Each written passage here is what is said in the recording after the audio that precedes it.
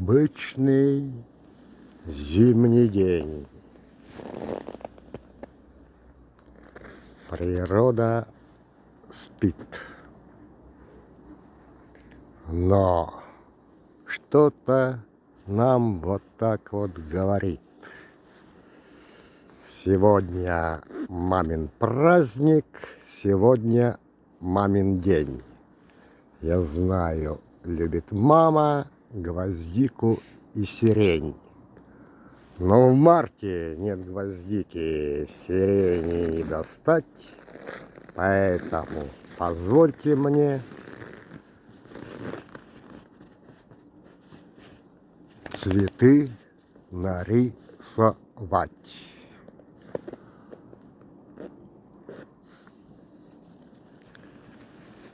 Жека, сегодня женский праздник.